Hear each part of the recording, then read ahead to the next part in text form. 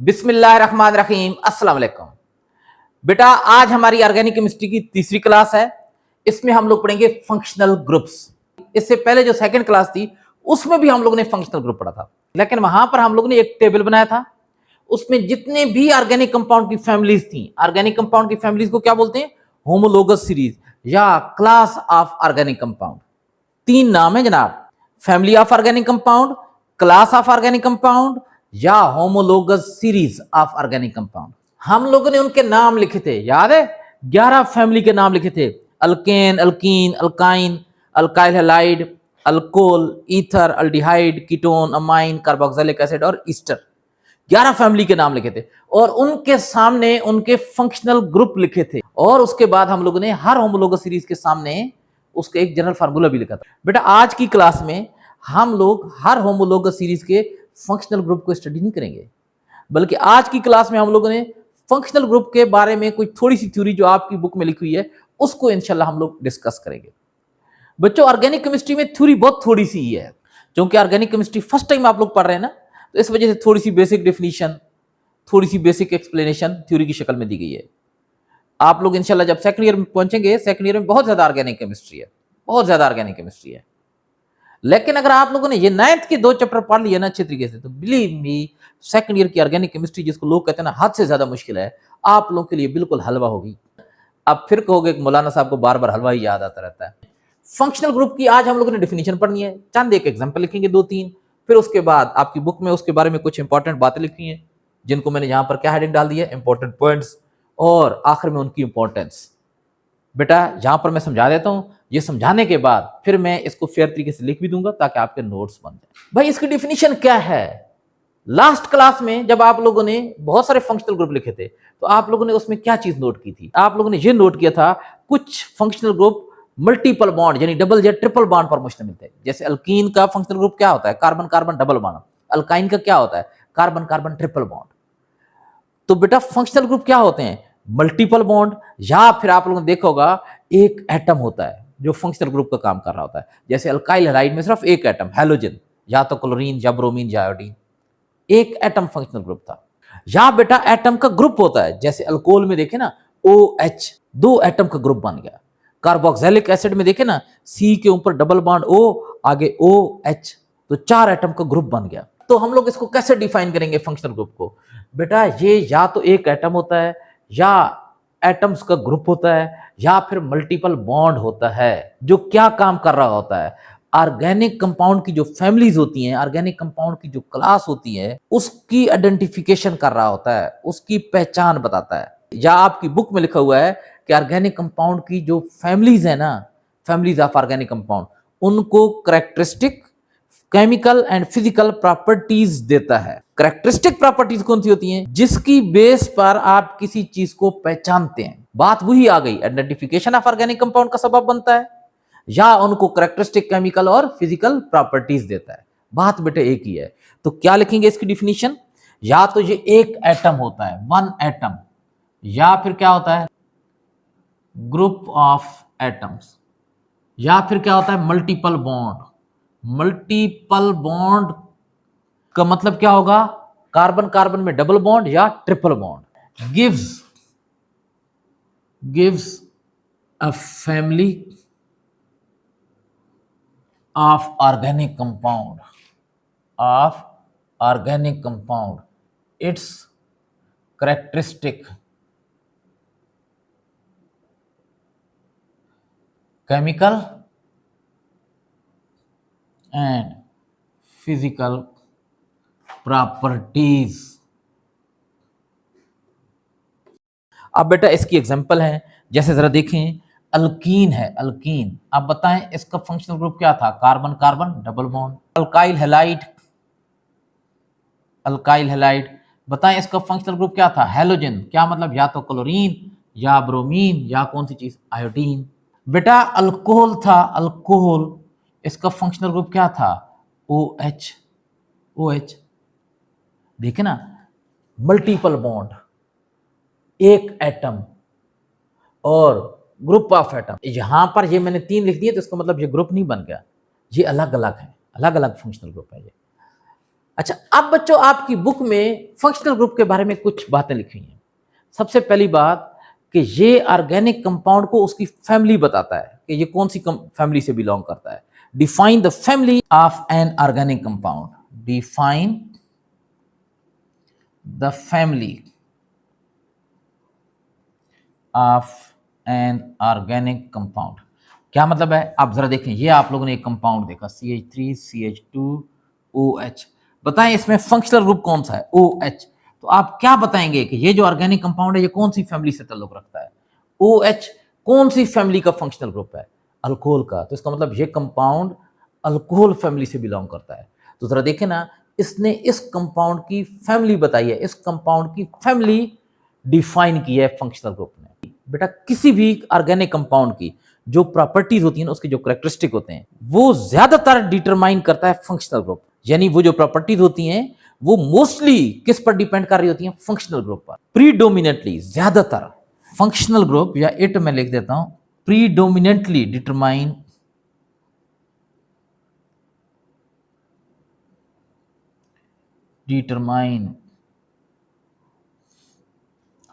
The characteristic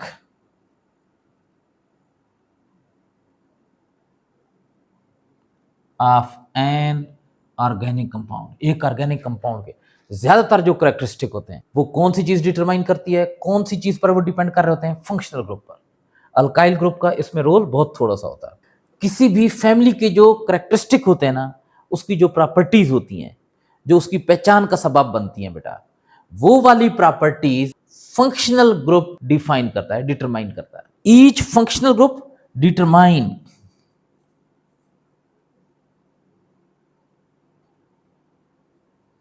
group determine the characteristic of homologous series। homologous series क्या मतलब है, organic compound की जो क्लास होती है ना, उसके जो करेक्टरिस्टिक होते हैं, उसकी जो प्रॉपर्टीज होती हैं, वो कौन सी चीज पर डिपेंड कर रही होती हैं, फंक्शनल ग्रुप पर डिपेंड कर रही होती है। बेटा ऑर्गेनिक कंपाउंड जो है ना, ऑर्गेनिक कंपाउंड मिलियंस में है, बहुत ज्यादा क्वांटिटी में। इनऑर्गेनिक इतनी ज्यादा क्वांटिटी में नहीं है, वो भी बहुत ज्यादा है, लेकिन इनके मुकाबले में बहुत थोड़े, जिन्हें आयनिक कंपाउंड आप लोग कहते हैं, वो इनऑर्गेनिक होते हैं। बेटा इतने ज्यादा कंपाउंड को अलग अलग स्टडी करना तो बड़ा मुश्किल काम है। उनके करेक्टरिस्टिक, उनकी फिजिकल, उनकी केमिकल प्रॉपर्टीज स्टडी करना तो बड़ा मुश्किल काम है। लेकिन बेटा फंक्शनल ग्रुप ने इस काम को आसान कर दिया है। वजह क्या है, कंपाउंड तो मिलियन की तादाद में है, लेकिन उनके फंक्शनल ग्रुप चंद एक हैं, चंद एक फंक्शनल ग्रुप है। जैसे अगर मैं कह देता हूं कि टोटल ऑर्गेनिक कंपाउंड 11 लाख हैं, कितने, 11 लाख हैं, और टोटल हमारे पास फंक्शनल ग्रुप कितने हैं, 11 हैं। तो क्या मतलब 1 लाख कंपाउंड जो होगा ना, 1 लाख कंपाउंड, उनका फंक्शनल ग्रुप एक ही होगा। जैसे 1 लाख कंपाउंड ऐसे होंगे जिनका फंक्शनल ग्रुप OH होगा, OH होगा। 1 लाख ऐसे कंपाउंड होंगे जिनका फंक्शनल ग्रुप Cl होगा। 1 लाख ऐसे कंपाउंड होंगे जिनका functional group C double bond OH होगा। मैंने एग्जांपल दे दी है। तो बेटा आप जरा देखें ना, प्रॉपर्टीज जो है वो डिपेंड कर रही हैं किस चीज पर, फंक्शनल ग्रुप पर।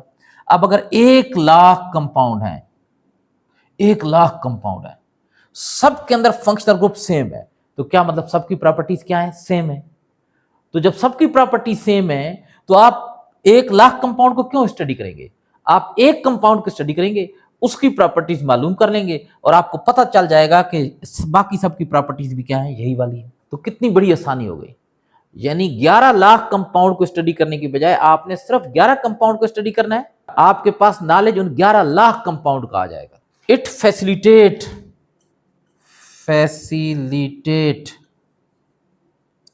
The study of millions of organic compound.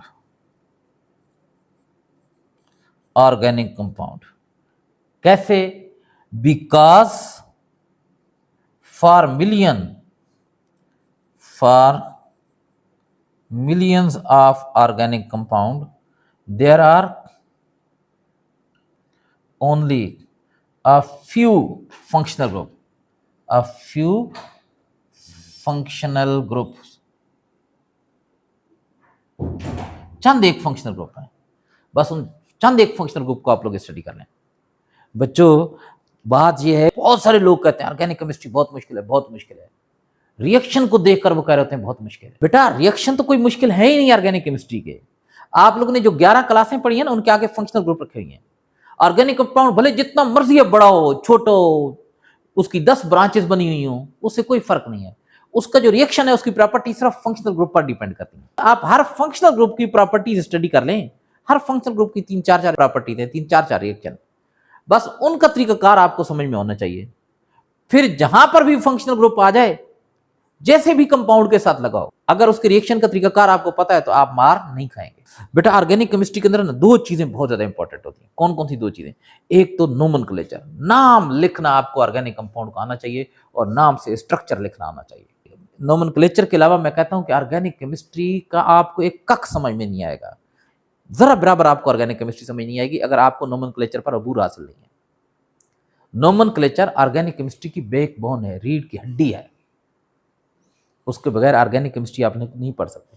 दूसरा, फंक्शनल ग्रुप की केमिस्ट्री, फंक्शनल ग्रुप के रिएक्शन, उसकी फिजिकल प्रॉपर्टीज वगैरह आप स्टडी कर लें। ऑर्गेनिक केमिस्ट्री तकरीबन 70-80% चाहिए। आप एक सिस्टमेटिक वे में पढ़ें, ऑर्गेनिक केमिस्ट्री बड़ा मजा करती है। अब इसकी इंपॉर्टेंस क्या है? ऑर्गेनिक कंपाउंड की जब हम लोग नोमेनक्लेचर करते हैं, नाम लिखते हैं, तो वो फंक्शनल ग्रुप की बेस पर लिखते हैं। Serve as base, as basis for naming the nomenclature, एक ही बात है, naming of organic compound. Organic compound की नोमेनक्लेचर इंशाल्लाह इसके बाद हम लोग करेंगे। अल्केन की, अल्कीन की, सारे ऑर्गेनिक कंपाउंड की नोमेनक्लेचर करेंगे, जो 9th के लेवल तक की होगी, या 10th के लेवल। 9th 10th के लेवल एक ही होते हैं, बहुत एडवांस नहीं जाएंगे क्योंकि फिर ज़्यादा मुश्किल होती जाएगी चीज़ें। अच्छा, दूसरा बेटा, ऑर्गेनिक कंपाउंड की जो क्लासिफिकेशन करते हैं ना, क्लासिफिकेशन वो भी फंक्शनल ग्रुप की बेस पर करते हैं। ऐसे ऑर्गेनिक कंपाउंड जिनका फंक्शनल ग्रुप सेम होता है, उनको सेम क्लास, सेम फैमिली या सेम होमोलोगस सीरीज के अंदर रखा जाता है। तो serves as basis for classification of organic compound. तीसरा बेटा, it is the site for chemical reaction in a compound, site for chemical reaction in a compound. Compound में बेटा जितने भी केमिकल रिएक्शन होते हैं ना, वो कौन सी जगह पर होते हैं? पूरे कंपाउंड पर नहीं होते। कंपाउंड के अंदर तो बेटा 2 चीजें आ जाती है ना, अल्काइल ग्रुप और फंक्शनल ग्रुप। अल्काइल ग्रुप बड़े बड़े होते हैं, बहुत बड़े बड़े अल्काइल ग्रुप होते हैं, लेकिन फंक्शनल ग्रुप बेचारा छोटा सा होता है। और सारी जो भी चीज आकर रिएक्ट करती है ना, अटैक करती है, वो सीधे छोटी चीज पर। हर कोई किस पर आकर अटैक करता है? छोटे पर। बड़े लोगों को कोई हाथ ही नहीं लगाता। तो अल्काइल भी क्या है, बड़ा होता है, तो उसके नजदीक कोई चीज नहीं जाती, उस पर कोई रिएक्शन नहीं होता। बहुत थोड़े से रिएक्शन है जो अल्काइल ग्रुप पर होते हैं, लेकिन ज्यादातर रिएक्शन बेटा कौन सी जगह पर होते हैं? फंक्शनल ग्रुप पर। साइट फॉर केमिकल रिएक्शन, ये वो जगह है जहां पर केमिकल रिएक्शन होते हैं। अब बच्चों मैं इसको फेयर तरीके से लिख देता हूं ताकि आपके नोट्स बन जाए।